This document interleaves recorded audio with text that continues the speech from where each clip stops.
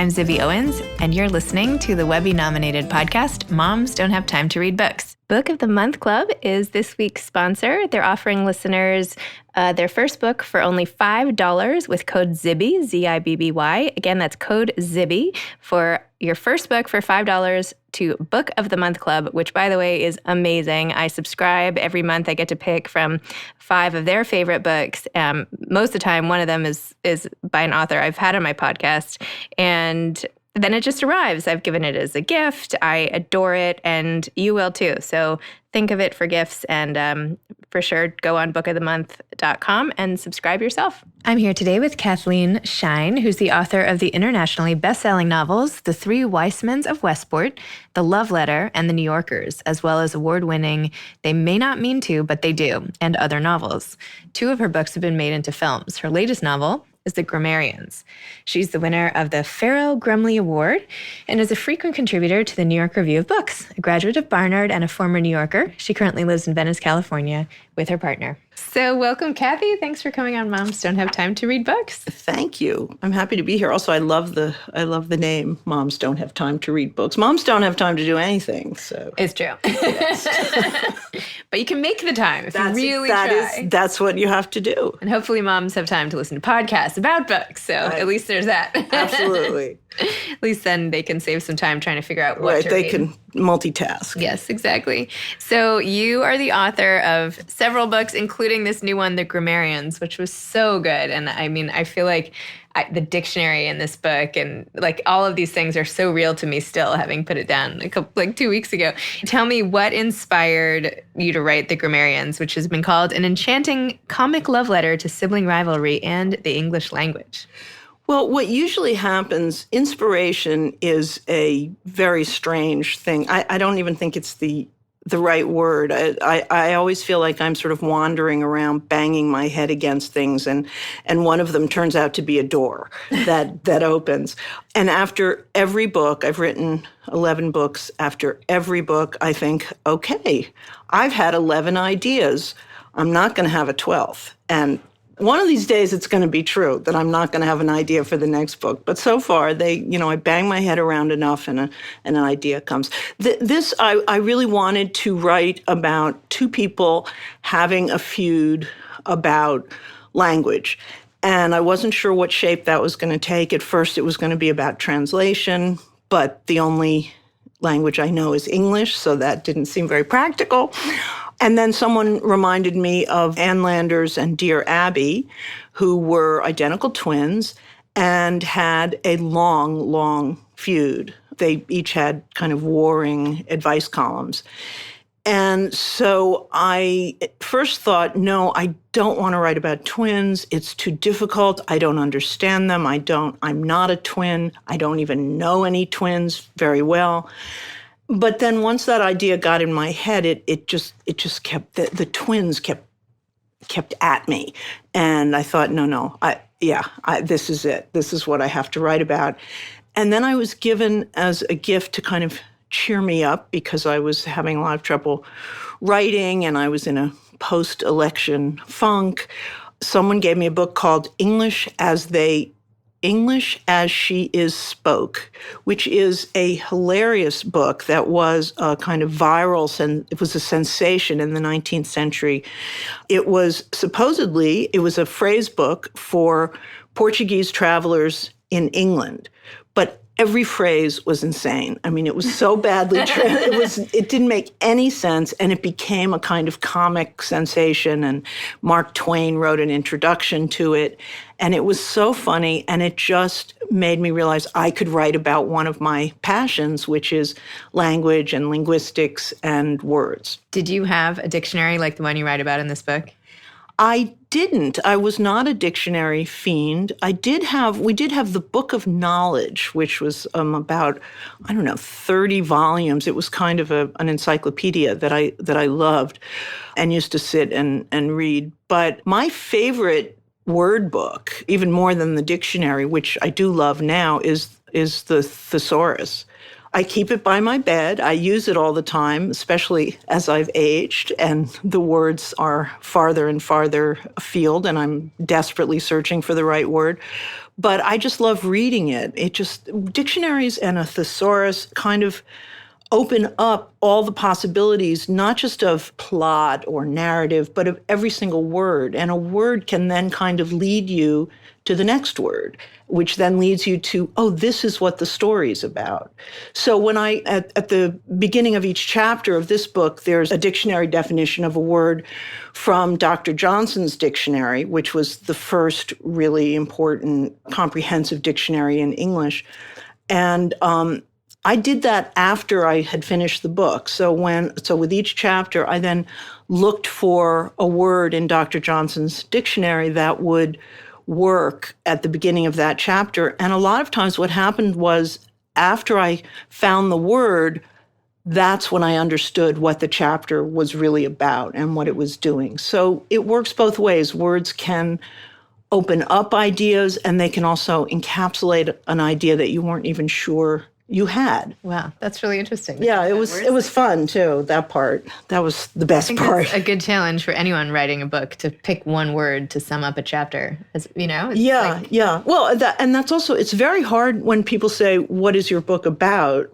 I always kind of stumble and bumble, and I'm not sure what to say because, of course, well, for the author in particular, I think it's hardest to know what the book is about, for me anyway, because I don't start out with, a theme. Mm-hmm. I start out with some characters and some kind of conflict that I want to, or some kind of dynamic that I want to explore. So then when someone says, well, what is the book about? I say, it's about twins and words and family and relationships. I mean, it becomes it's about life. It's about life. It's about life. It's a coming of age. Yes, it is. It's a funny coming of age novel in a way. And it's about, in some ways, you could say it's about a kind of authoritarianism versus kind of anarchy on the two most extreme ends of language. And so there were a lot of things going on in my mind or in my subconscious as I was writing it. But so interesting. Yeah, mostly it's about words and twins and sisters trying to differentiate themselves from each other when they look exactly the same. I feel like the point of the book at which they really differentiate is when they have children and they decide to handle that in very different ways. I feel like up until then they've been running similar courses in life, and yet one decides to be a stay-at-home mom, she's a teacher, and says, okay, I love it. I don't want to miss a single word that my baby says. And the other one has a child much later and doesn't want to give up the rat race in a way. Right. And you said, I have some quote. So Daphne, one of the twins, says, having so much work to do was essential, she thought, because babies distort the mind. They tire you out and hypnotize you and trick you into superhuman efforts and sleep deprivation that wear you down even more until you are completely under their tiny thumbs and praying to remain there. And Laurel, on the other hand, is the one who doesn't want to miss a minute. So I was just wondering, for you, did you identify more as a Daphne, this high-achieving, columnist, or more as a Laurel who wanted to give it up to stay home, or some sort of mixture? Well, first of all, I think both of them are under the tiny thumb and want to stay there to a certain extent. And the question is how much. For me, personally, I was very lucky. First of all, what I do, my work, I can do at home. So that's already a huge privilege. But I do, I remember, my first book, let's put it this way. Okay. My first book took me 1 year to write. My second book took me 7 years to write. And that's because I had 2 little children. And as I was sitting and working, I would hear the children playing with the babysitter, and I'd think, no, this is wrong. This is the wrong, no. Why is she having all this fun with my children that I want to have fun with? And my deathless prose, the world can wait a few years for my next book, but this I will never be able to see again. Well, that's a huge privilege, and that was a blessing for me. Not everyone has that opportunity. So I realize that I know so many people who would love to stay home with their children but can't, and I know other people who have enough of that when they get home from work, mm-hmm. and it's a balance for each person if economically you can pull it off. And so those two things are a real conflict in the real world, but Daphne and Laurel manage to sort of inch their way over to the amount of time that they need with their children. And I think, and don't forget, both of them work at home. Right. Makes a huge difference. Yes. So it also means you're never done with your work. It means procrastination is everywhere, opportunities for procrastination, and suddenly you're doing the laundry, which you hate to do, but it's better than writing. And so there are pitfalls to that as well. It's you know what? It's hard to be a mother. And again, a privilege. I could talk all day. I'm not even going to take up that ball and run with it because I want to hear more about you. But yes, I would agree with that. It's funny, you start when you talk about the twins' own mother and you say Sally was a dominating mother when she could be, but it was all in self-defense, which was something the twins clearly understood. And I just love that line, thinking that as a parent, you're just trying to protect yourself. It's so funny. Well, I was thinking about that question last night, and I was thinking, well, maybe that's one I don't really want to go into. I don't have that much to say about it. But as I was thinking, skip it. I'm sorry. No. As I was thinking about it, it just made me laugh because as soon as I read it, the visual that came to me, the image was of me running around the house, chasing both children, screaming at them, doors slamming. And I thought, well, wait, is that defensive or offensive?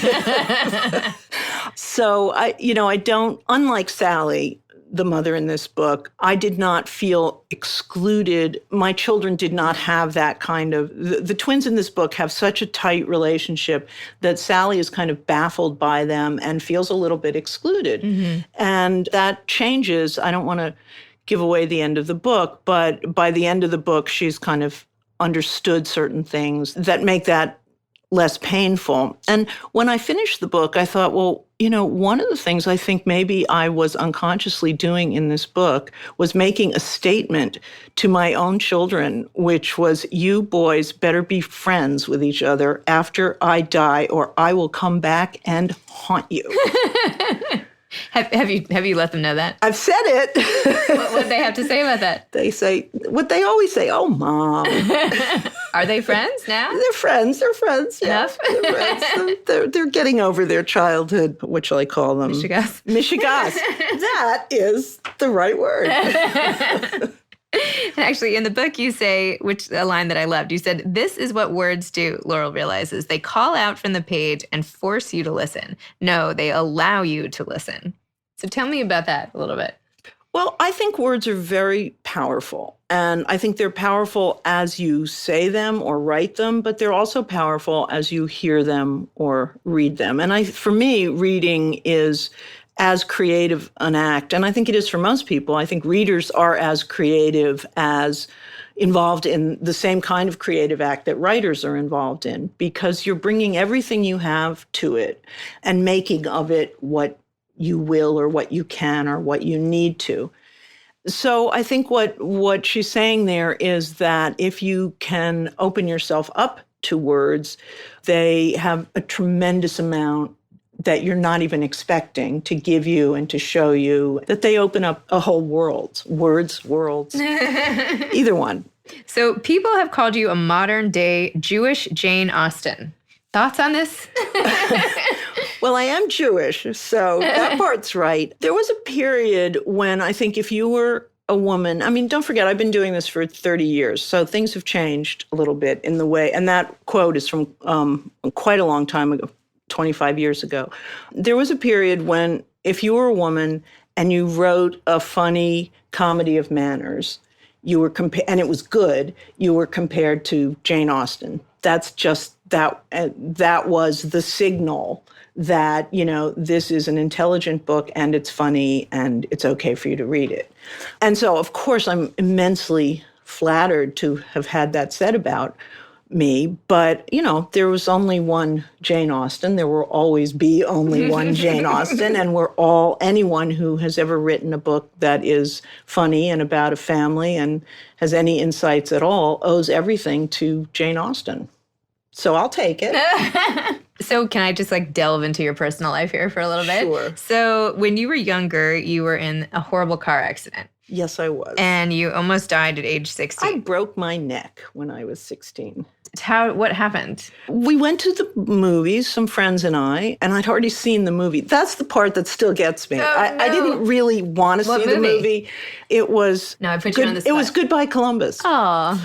And I'd seen it, and it was good, and that was great. But I went just to hang out with my friends. And then on the way back, my boyfriend was driving, and he was driving very fast. We weren't drunk, we weren't high, we were just having a good time and laughing. And he was driving too fast, and he hit a stone wall, and I went through the windshield and then back again. But my favorite part of this story, which, by the way, I've never really written about this particular incident, and I think it's just I've written around it. There's been a car accident, there have been things happening in different books, but it's not something I've ever used directly. I think it's just too, I guess, traumatic. I don't know, or maybe not traumatic enough to use. I'm not sure. But my favorite part is I wanted to go to Woodstock. Okay, it was 1969. I had to go to Woodstock. I was in the hospital. I was in traction. I had things screwed into my head and the doctor said, "No, you cannot go to Woodstock." And I said, "Yes, I have to go to Woodstock. Put me in a body cast, and my friends will put me in the back of their van, and we'll go to Woodstock."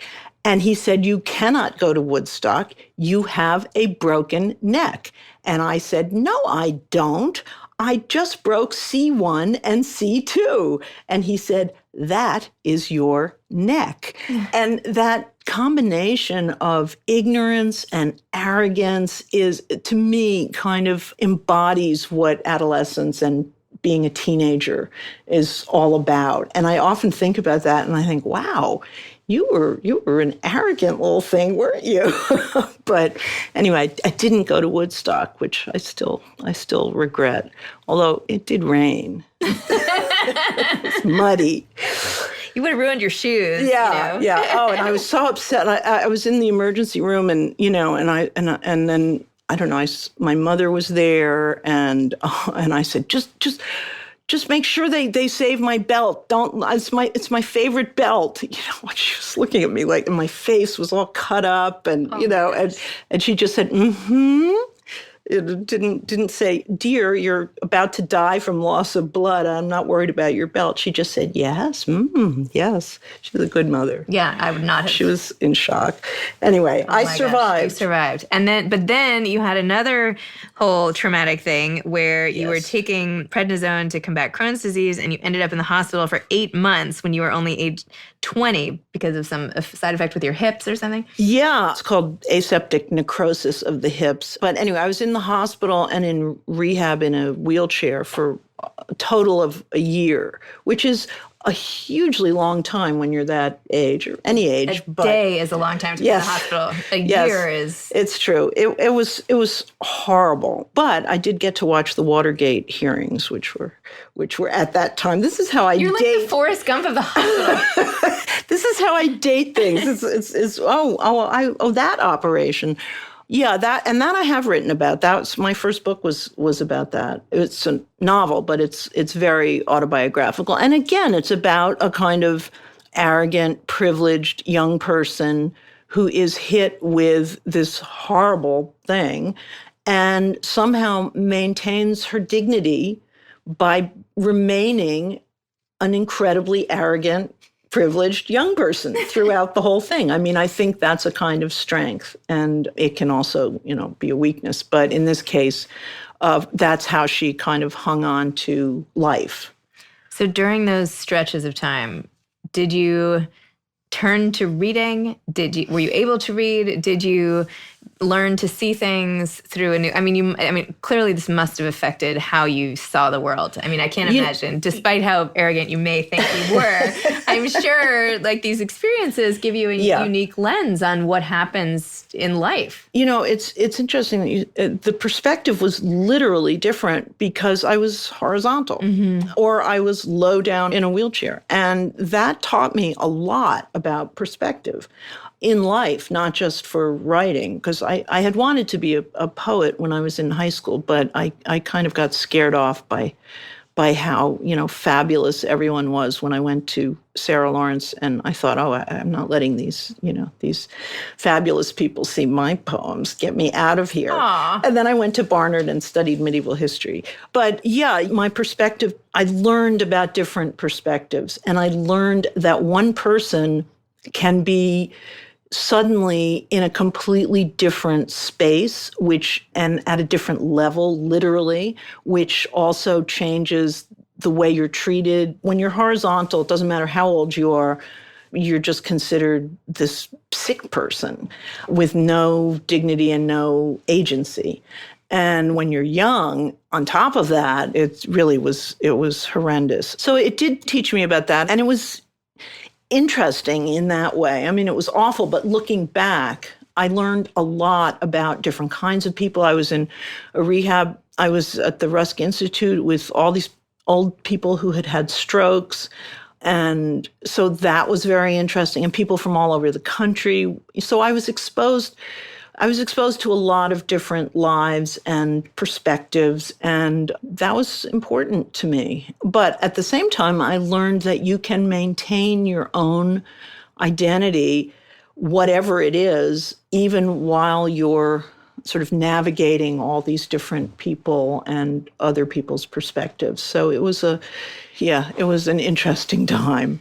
Do you feel like you left with a sort of seize the day, life is short mentality, or was it more just getting through that experience? I think in a way, yes, to a certain extent, because but in a way it made me almost more arrogant. It was sort of I don't believe you. It was sort of, well, I'm both arrogant and very, I have no self-confidence. So those things sometimes go together. But in a way I don't think I consciously thought, but I felt like I am a superior person because I have survived this, and you have no idea what this is like. And so all of these things give you a certain amount of strength, but at the same time, it has to be tempered. As you get older, you start to realize that, you are not a superior person. You're just a person like everybody else. And so age has tempered a lot of the arrogance. But I think the arrogance of youth is a really interesting topic. And I think young people are both arrogant and, horribly, painfully without self-confidence. And I think that combination is so poignant and interesting. So it made me think about things like that. So if we were to do like a little timeline and like put all your books like on the little timeline of your life and then put your life stories sort of on top of it, you started off married to a man. You have 2 sons. Yes. At some point, you get divorced. Right. Now you're married to a woman. Yes. When did all that happen? Like put that on a little graph for me. Between which books? Let's see. Somewhere between Remo's niece and She Is Me. That all kind of took place. And did that just change your, tell me about that time of your life. Well, it was hard. It was very difficult. I'm very lucky in that my friends and my family were wonderful. Even my kids were amazing. My ex-husband is just the most wonderful person. We're very close still. So compared to what a lot of people go through, it was a piece of cake. But it was hell. It was, you grow up thinking, this is what I want. I am so lucky. I have this. I lived in a wonderful place with a wonderful husband. I had these wonderful kids, and now I'm throwing this away. And so it was torture. But I wasn't throwing it away. I was just changing.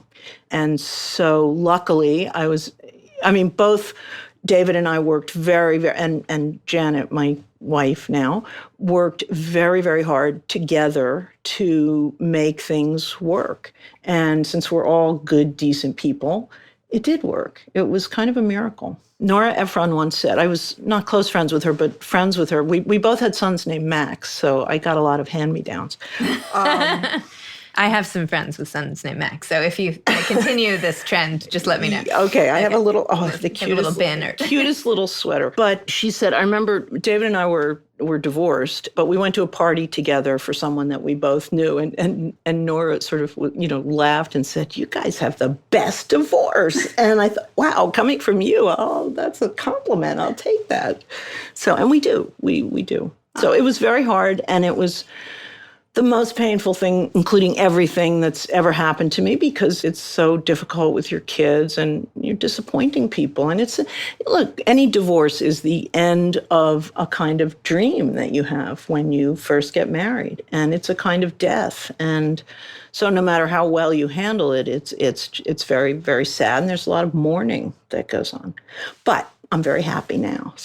And so is David, and the kids are great. That's amazing. Yeah. I love that. Yeah. So what do you have coming next for you? I loved your little preview. We were talking in my kitchen earlier about some idea that Cathy had for a new book. But yeah, I'm playing around with an idea. I was from reading a book by a 1930s, an emigre screenwriter in the 1930s who wrote a lot of the screenplays for Greta Garbo, actually. From reading a memoir by her, and also talking to a poet in rather tipsy conversation about Auden and about the idea of being of a minor writer. I'm sort of piecing together, I think, maybe. You see how I'm qualifying. Right. You got it? It's just, I'm fooling around with an idea about writing something set in Pacific Palisades, where the emigre community lived. And many of them ended up involved with Hollywood, and of writing about a fictional person in that milieu and with all of these very brilliant people, but someone who isn't as brilliant. Sorry for these sirens, by the way. I'm sure in your Pacific Palisades book, there would not be the same level. No, but at my mother's apartment on 96th Street, yeah, we got the sirens. My apologies. Do you have any advice for aspiring authors? Yes, I think. Which is, don't take yourself too seriously, in that if you see yourself as an artist, as you start out, you will immediately start thinking you're a failed artist, unless you're a jerk. And so, it's good to kind of keep perspective and just say, I am putting some words on paper.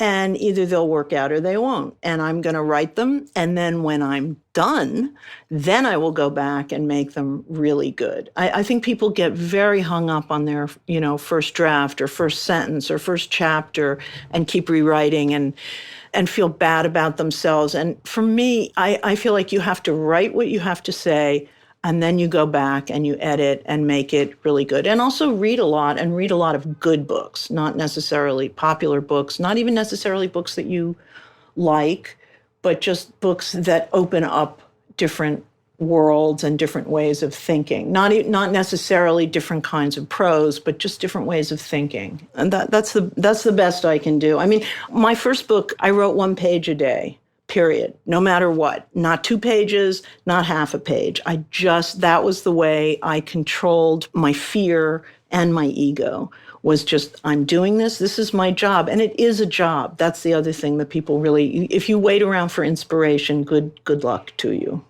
Inspiration comes, but you have to be sitting there doing your job for inspiration to bother to visit you. So somebody just said there's no such thing as plumber's block, right? You can't get writer's block. Like plumbers don't, you just. I had, for the first time in my life, after over 30 years of writing books, after 2016, I had writer's block. And I was just so upset and so anxious and so distracted that anything I wrote just seemed irrelevant to the world and stupid. And why would anyone be bothered writing this much, and certainly not reading it?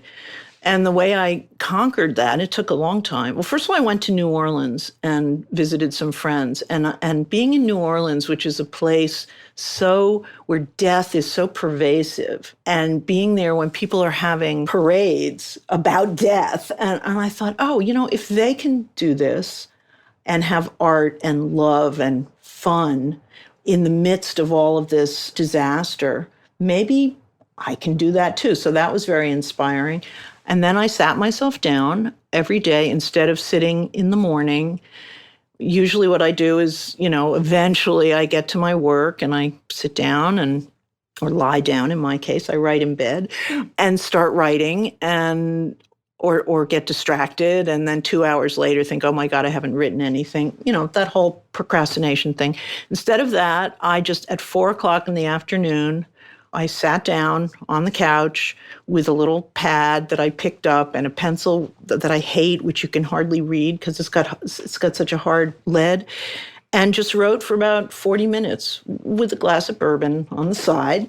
And I didn't look at it because I couldn't read it because it was so difficult to read. And I did that for about a week just to get something down without overthinking it and without judging it. And by the end of the week, I had a really good chapter, which is actually in the book. So, wow. So sometimes you have to trick yourself. And then, but writers, there is no plumber's block maybe, but plumbers don't have to imagine a whole new set of pipes and what they're made out of, all new materials and different shapes and every single time.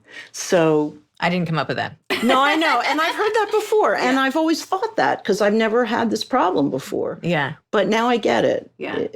Now I understand it. But I also now I know how to get around it.